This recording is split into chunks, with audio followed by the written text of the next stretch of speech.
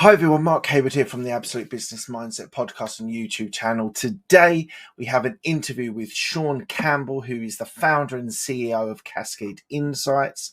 We're going to talk about his upbringing and his business choices that he's made due to the degree that he did.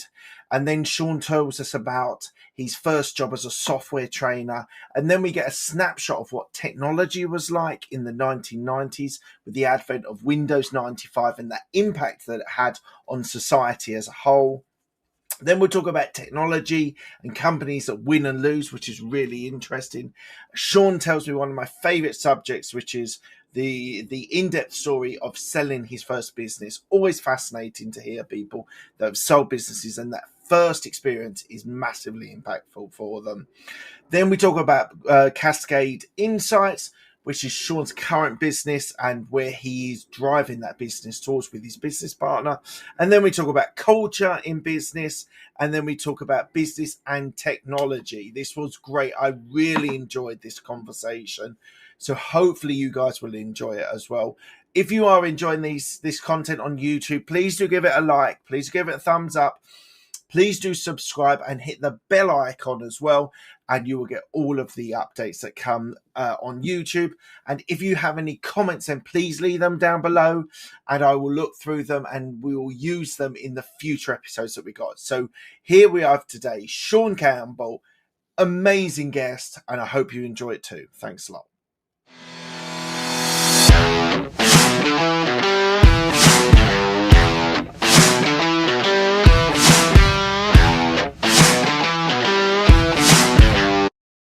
Today we have Sean Campbell, who's the founder and CEO of Cascade Insights. Hello, Sean. How are you today? Excellent. Thanks for having me on. Absolute pleasure. Thank you so much for speaking to me today. We'll have a lot of fun. So the podcast is called Absolute Business Mindset. So what does a business mindset mean to you? Well, it's interesting, I guess, because you're talking to somebody who didn't ever really dream of owning a business. I actually thought all the kids that were getting up for business school classes at 8 a.m. were kind of silly because I was a liberal arts major. So all my classes were at night and I was sleeping in. And then I ended up owning a business for 22 years, right? So go figure. For me, it's actually more an orientation of being in service to clients. I mean, some other people might put it probably more like in a mathematical sense or in a growth sense or whatever. But I do this because we can meet client needs and we can make them happy. So I'd say it's more of like a business mindset is a service mentality. You know, are you in service to others, both externally and internally? And if you can keep that mindset as you grow, I think you'll be successful. Because one of the problems with owning a business is it's kind of an ego inflation and deflation tool for a lot of people, right? And unfortunately, most of them just leave the inflation side of it on all day long. And so you very quickly forget how to have a service mentality at times. And I just think that's kind of key to success. You know, can you really be focused on serving other people as opposed to your title or things like that? Like as one instance on that, I regularly tell the team, don't introduce me as the CEO on calls, because the problem is it changes the dynamic the minute the leader is there, right? And I'd rather actually be in stealth mode for a while and just contribute and let them shine to whatever degree they need to in that meeting. And then someday later, you know, sure, the client can figure out like I'm one of the two guys that own the place. But, you know, I feel like even in how you introduce yourself, you can kind of showcase that willingness to serve. And frankly, just to close the point on that, I mean, I think if you looked around, a lot of business owners even struggle with that.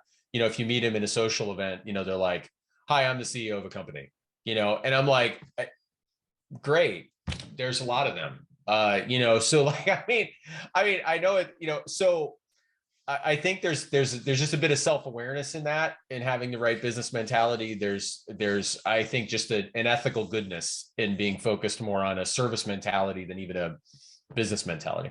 So I 100% agree. You should serve both your clients and your employees, actually.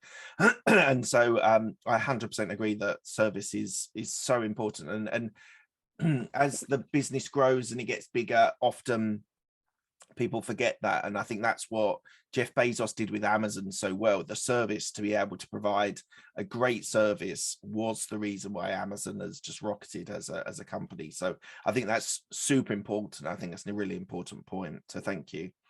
So let's talk about your upbringing. So what was it like growing up? And I know you did a degree in masters in communication, but just tell me a little bit about your upbringing, your parents, and sort of your education. yeah. So I was this may not resonate with a full global audience, but I'm sure the movie's available to everybody. But in the US, there's a movie called Rudy that a lot of people are fairly familiar with, and it's about a kid who gets to go to school at Notre Dame. No, I did not go to school at Notre Dame. My dad maybe wished I went to school at Notre Dame.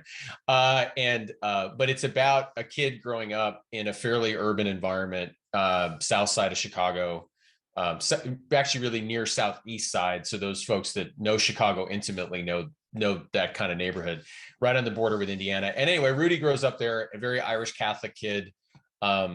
Most of his friends are cops and firemen and blue collar workers, and that was pretty much how I grew up. My dad wasn't a blue collar worker. My dad was actually in insurance sales in the Glenn Glary, Glenn Ross kind of era, where there's only 3 winner prizes. You either win the car, the steak knives, or you're fired on the sales team, for performance, from that famous scene in that movie. And so he was a very hard knocks kind of seller thing, which is another reason I had no idea that I would even I'd even enjoy sales later in life, or I would even enjoy owning a business. I wanted to be a college professor. That's what I wanted to do. I love to read. I love to teach. I loved everything about it. To me, it seemed like kind of a dream job. And that was the way my career was oriented. I was headed that direction. Then a girl intervened, and I decided that I didn't want to be a poor husband and wife combo. Although my wife at the time, or fiance at the time, she was happy to follow me wherever I wanted to go. We have this phrase like, I'd follow you to Waterloo, which is where the PhD program was going to be, Waterloo, Iowa. And but I made the decision that I didn't want to do that. So I took this departure that kind of changed everything else, where I said, well, I still really like teaching, and I like the idea of this, and I really understand computers pretty well. Back in the early 90s, we called them computers. We don't really even do that anymore, where it's like cloud services, tech, etc. Right? But I mean, that was what you defined tech as. It was computers, right? That was the way you call it. And so I was really into computers, and had a knack for it, which was kind of surprising because, again, I was more of a liberal arts kind of orientation, read a lot of history and that kind of things. And I fused the two. I said, okay, I'm going to go get a job training people on computers. And I went to this outfit called New Horizons. And they basically, back in that era, there were just armies of companies that were just training legions of office workers to move from paper to digital environments. So I had, all that was going on, right? And so I trained people on Office and Windows and all that kind of stuff. That job, interestingly enough, I showed up and there were 30 instructors, and 6 months later, I was the only one of the 30 still standing. This was basically a churn factory. This was not a great place to work. But when you were teaching, it was great. Just the management wasn't great. All kinds of interesting stories from there that no one will want to go through except for the story. And so anyway, so I ended up leaving that, and I took another job as a trainer. Meanwhile, prior to that, I'd finished my master's degree and stuff like that in communications. And then I found myself with the opportunity to move to Portland with my spouse from Chicago. And we took it because we wanted to kind of have our own little place away from, the influence of in-laws, great in-laws, but just wanted our own little spot. And I show up there and I meet these two guys, Bob and Scott. And lo and behold, about 10 months later, we say, it'd be kind of cool to start our own business, and we'll go off and become independent trainers, but marketing under the same umbrella. And that moment was what launched owning a business. And so that that step basically put me on the road to launch Three Leaf Solutions, which eventually we owned and grew and sold eventually in 2006. And then Cascade Insights is the company that I've owned since 2006 with Scott. Bob's a great guy, but in full disclosure, we didn't get along as well as Scott and I did. So the third leaf, as we used to say, out of Three Leaf Solutions, went elsewhere and did his own entrepreneurial journey. And Scott and I founded Cascade Insights and have run it ever since. And inside Cascade Insights, just to kind of bring the story up to the present day, I handle all of the sales and the marketing and all of the like finance and legal stuff. And I have a team that's underneath me for that. And Scott runs our research division, which is drives a lot of the lion's share of the work itself. But I'm the side of the company that's trying to identify and bring that work in. And then one other small piece that I do is I also have a small piece that's actually an active consulting team. That's our marketing team that does some outbound work. But yeah, that's basically it. And Cascade's about 30 people and spread out across the US, and we're having a good time. But that there's obviously things we could dig into on that journey. Well, there's all kinds of stories. Should we just finish the interview? You've done everything. Yeah, we just finished, right? 2 minutes. But I thought just briefly we could give like a trajectory. Yeah. And then we can do like all good history shows. Well, now we're going to go to episode 1, right? And we're going to talk about what happened at X stage. So you can just let me know where you want to jump back to, and we'll talk about it. Okay, thank you.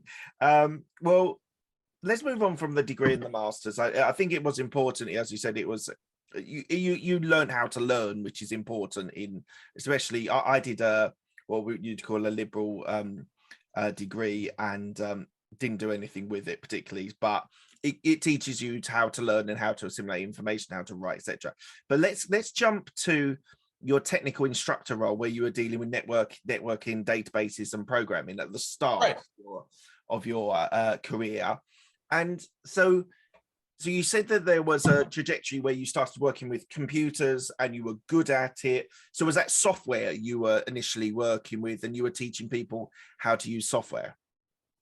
Yeah, basically. I mean, I wasn't teaching them how to build machines, but I was teaching them how to use software. So like, a lot of the people in the classroom were people who had not even used a graphical user interface. If you chart the trajectory of software back then, Windows for Workgroups, Windows 95 was kind of a new thing, and people previously had been used to like DOS and non-graphical interfaces, for things. And so there was a huge need for people to kind of pick that stuff up. Although as a brief footnote, it also led to people really knowing not at all what to do with things like the mouse. Like I remember one student put the mouse on the floor and tries to use it as a foot pedal.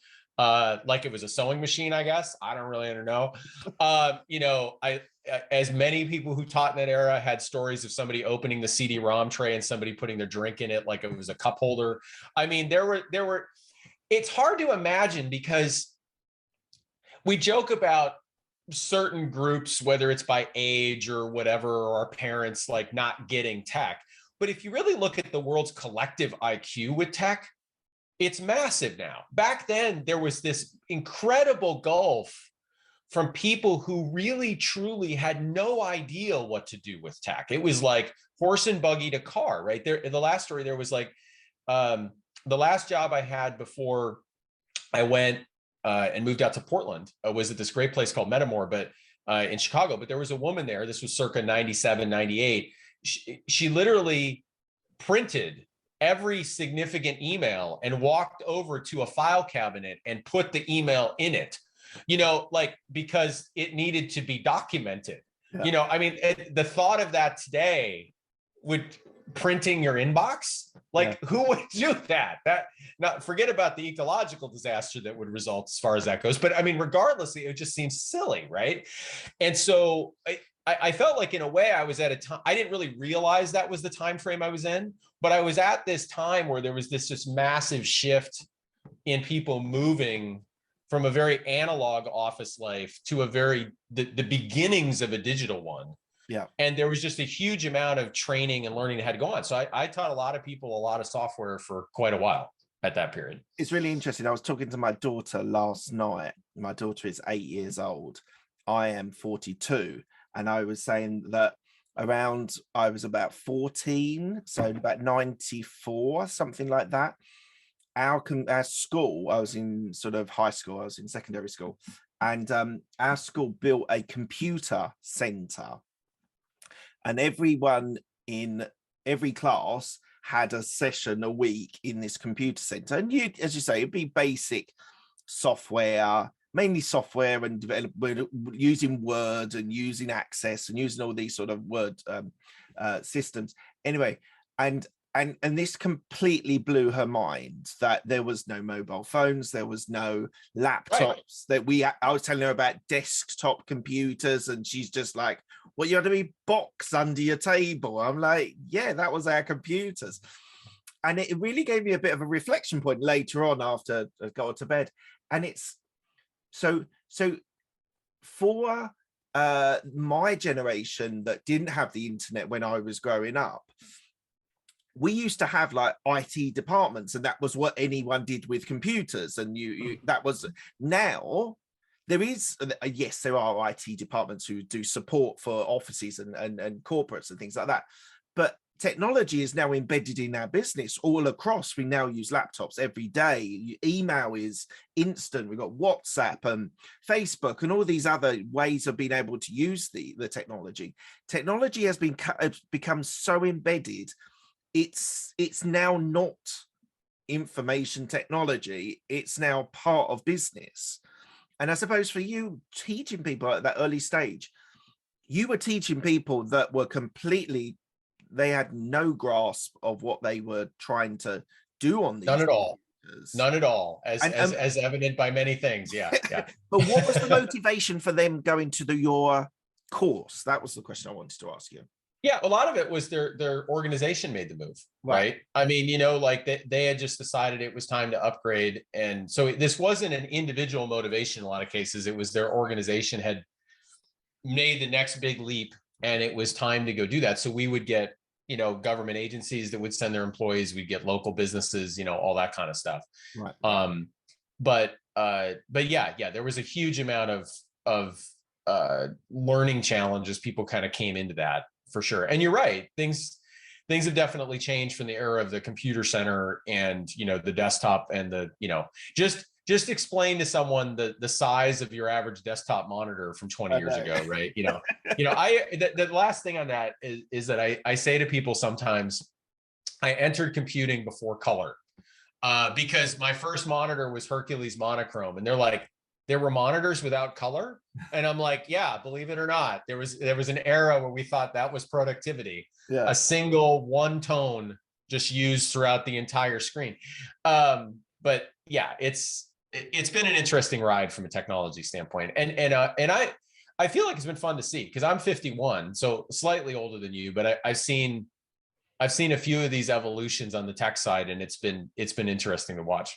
Yeah, I think Web 3.0 is going to massively change things, like blockchain and AI are going to. Oh yeah, there's a huge, that's a whole different podcast, but yeah, there's a huge metaverse, blockchain, Web3, you know what I mean? All of that stuff is like the next platform. Yeah. And this is a little bit more of a historical note as much as anything else. When you change the underlying infrastructure that much, the same winner doesn't usually win out the next time around, you know? And so there's not only going to be technology change, but there's going to be like, who's at the top? And it might not even be a company we've ever heard of. That's the way it usually works. I mean, whether it's, you know, you go back through any major technology shift, you know, railroads, internet, industrialization, you could get, I mean, the companies we heard about at the end of that period were not usually companies we were intimately aware of before the change happened. Yeah. And so, you know, but as a side note, that's one of the things that keeps us in business, is that, you know, being aligned with tech, it sounds a weird thing to say, but I think it's kind of true. It's never really stable.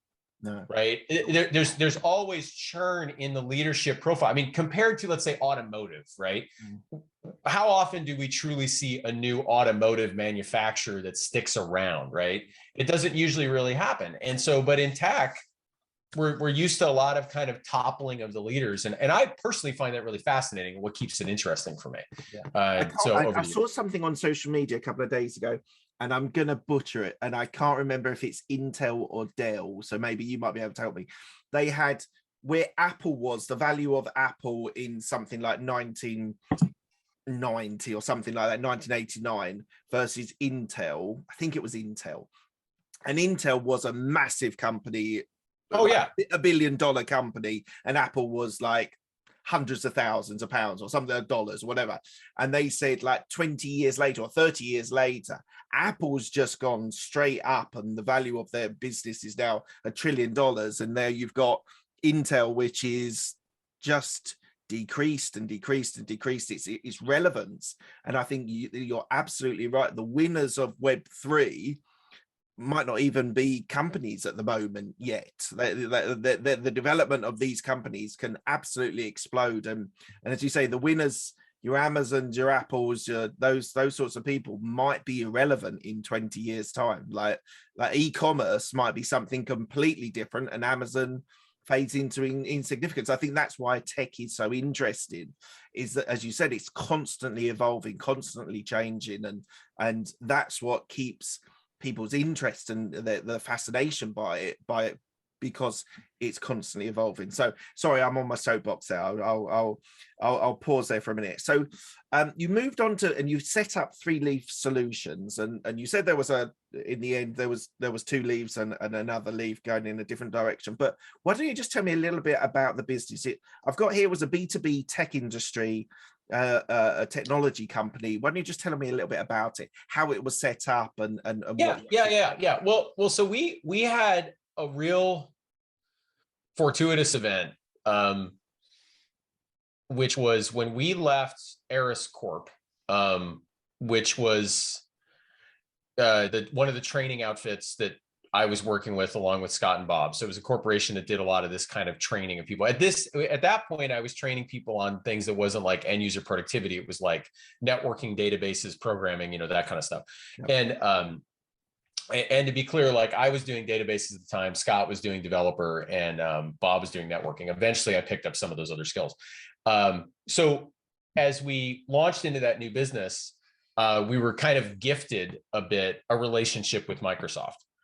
And what happened there was we were doing for our current company, building out these kind of presentations, technical briefs, what in the vernacular at the time was called technology evangelism, which is not used nearly as much anymore. But it was this idea sponsored by this guy named Guy Kawasaki, who oddly enough worked at Apple at the time, back in the day. And he believed that you needed to kind of evangelize the technology to the masses. And I'm not going to try to do justice to like a definition of technology evangelism right now, but like, because it's a whole topic unto itself, but it's this idea of evangelizing the technology. And so we were, guys who could train and communicate, and we understood technology pretty well. So Microsoft needed people to like write a paper about the new technology, or put together a demonstration application that showed off the new technology, or give a talk to like 200 potential customers about the technology.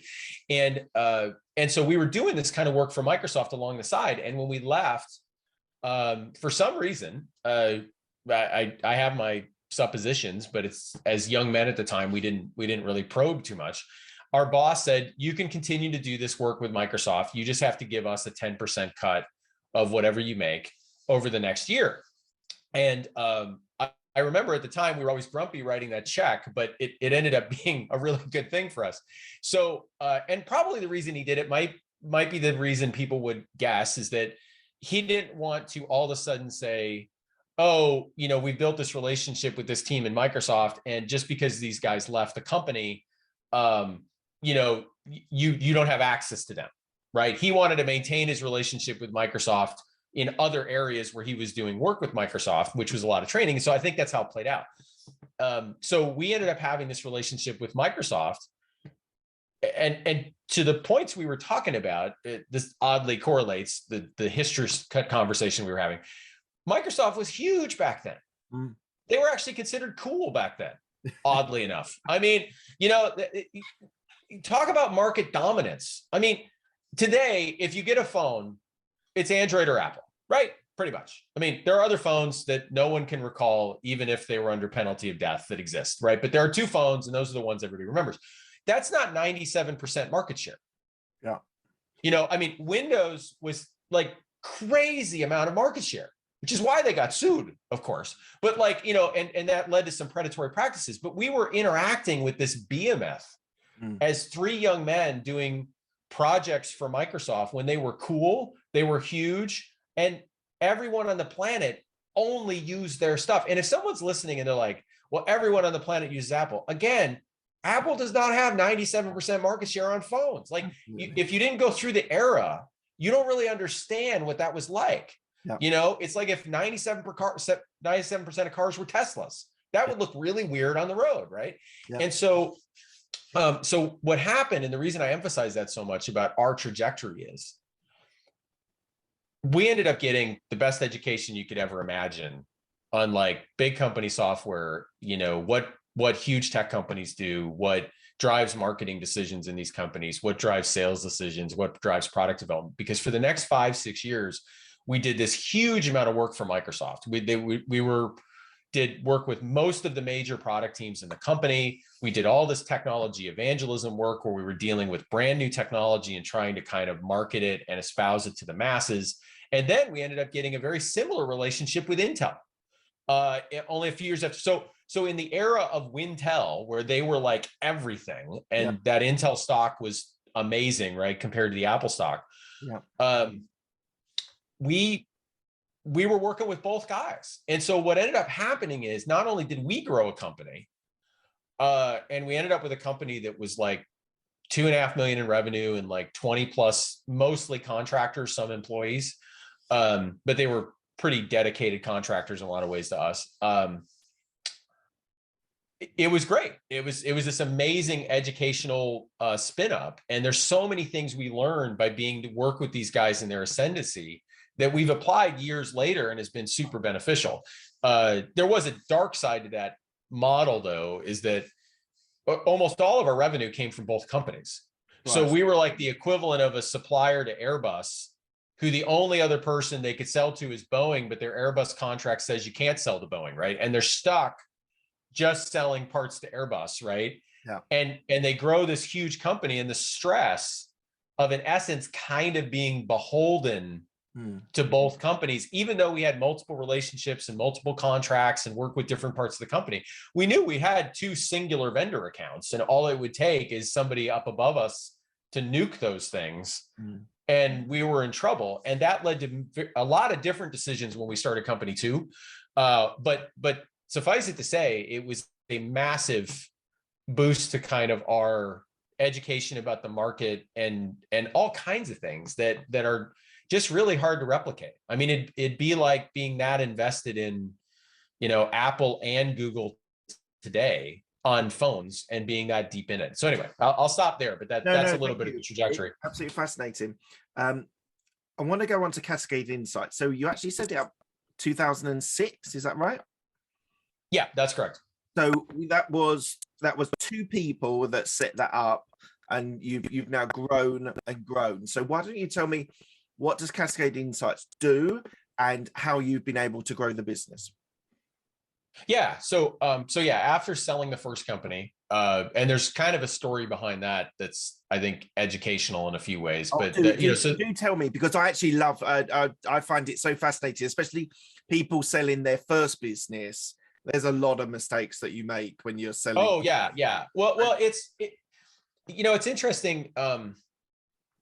And I'll just tap a few things and then we can move on to Cascade Insights too. That's fine. But you can tell me if you want to spend more time here. But basically, what happened is in 2004, we were just in each other's business too much. We, to that point about businesses can be an ego inflation factory. We were honestly kind of a little young and dumb. We had a growing company around us, but we didn't trust each other as much as we should have. It was the classic, like, I'm doing my job, but I want to double check on your job, or I want, and a lot of conversation back and forth. So what happened was Scott left the business in 2004 and we split it. And I took a chunk of it, and then Bob took a chunk of it. And then what happened was I grew my chunk to like, it started out with like 6 or 7 employees, and then I grew it to like 13 or so. And then I sold it back to Bob, basically. And that was the journey. And the reason I sold it is part of it, I felt it was a dangerous business to hold on to because it was still pretty beholden to Intel and Microsoft in many ways. And at the same time, I had a very hard time separating myself from the business mentally. And I think that is one of the hugest benefits of having a second business is I got to rethink my relationship to it. And that doesn't mean I don't wake up occasionally in the middle of the night like any business partner does and goes, oh, what about that? But there are moments of clarity where I can kind of be like, this thing isn't me. And the truth is, many business owners never get that clarity. They don't. I mean, if you really ask them deep down, can they separate themselves from the business? It's not that common, right? For them to really feel like they're independent of how their business goes up and down.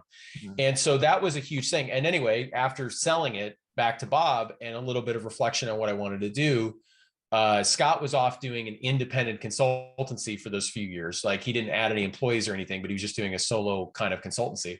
Mm-hmm. And we said, you know, we really can make this work. We can get along. We can be more mature. We're very yin and yang to each other, very Penn and Teller, very click and clack, kind of like we have a very complementary skill set. And I think we can be more mature men through this and do a better job.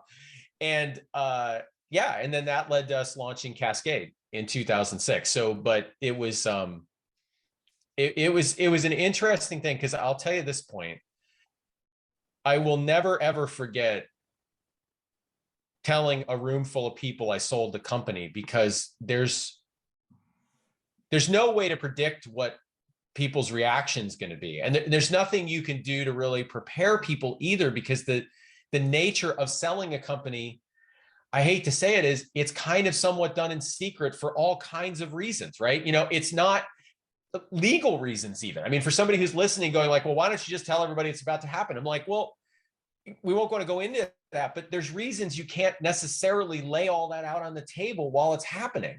Yeah. And so you have this like penultimate moment where you tell these people you've invested in a long time, it's time for you to move on. And then, to be honest, there's always this kind of, well, that's weird. I'm glad you got paid because you're moving on and we're still here. And what does that mean for us? And so, and that's a very microcosm transaction. We're not talking about a huge company here, but it's, but the dynamic of what you have to do to communicate that change was, seriously, I can picture it today. I can picture the exact conference room we're standing in, the moment I told everybody, and kind of what everybody's reactions was. And I'd say the only thing I did that I think was smart is I actually took less money in the well, I guess the more things in this thing, but it's related to the employee's reaction. I took less money in the transaction than I could have. And what I traded that for was, I said, in the agreement, these employees cannot be fired for a year, basically, unless they're just robbing the company. Right. You know, so everybody felt, and I could tell them that, like, you have a job assurance, you get to decide if you want to work for Bob, and Bob has to win you out. But yeah, so it's huge lessons on all kinds of areas when I went through that. That's an amazing story. Thank you so much for sharing that with me. So let's go into Cascade Insights. So what do you do? So Cascade Insights does B2B market research for B2B technology companies. So the trajectory continues. We're still working with big technology companies. They are, they're not just two. Let's summarize it that way. If you go look at the client list, we made lots of better decisions about marketing and sales. There's literally hundreds of B2B technology companies, and we work with really large guys: Google, Amazon, Microsoft, you know, Oracle, you know, Apple's one of the notable ones we don't. That's kind of a weird one. So, but most of the large guys we do, and then a bunch of mid-markets and startups. And so we do research services for them. So they have problems with sales, marketing, product, and we will go research it and figure it out. And then the other thing we do is, once that decision is made as to what they need to go do, we will, at least on the marketing side, we'll sometimes help them develop those strategies and tactics they need to go execute on. And Cascade got its start because we, at the end of the first company, realized we really liked doing competitive analysis work. Right. And we said, why don't we form a competitive intelligence company, actually? We have, so for a few years, a good 4, 5, 6 years, we ran mostly as competitive intelligence research in tech. And that's a fascinating journey unto itself. If you're in that industry, as you might guess, there are plenty of white hats and there's lots of black hats.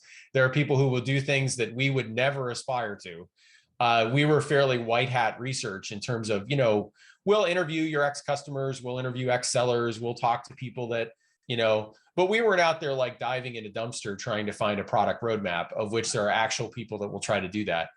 So that was kind of how we started. And then we realized that market was a little bit, it was fascinating, but it was kind of narrow. And it also had the issue of, it's much harder to work with two companies in the same space if you're doing competitive intelligence work, obviously. So there was a lot of like barriers to working with kind of new clients. And we said, a lot of the skills here are the same that we could use if we do broader market research activity.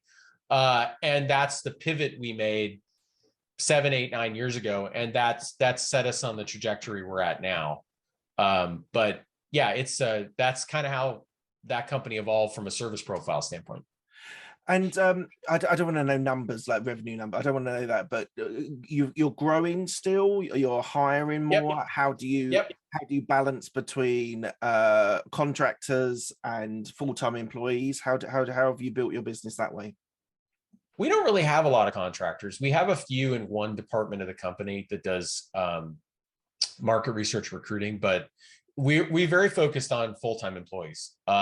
Our first business was predominantly contractors. And while there was the elasticity benefit, there's always this challenge of, can you orient people culturally the way you really want them to? And can you ensure quality in the way you want?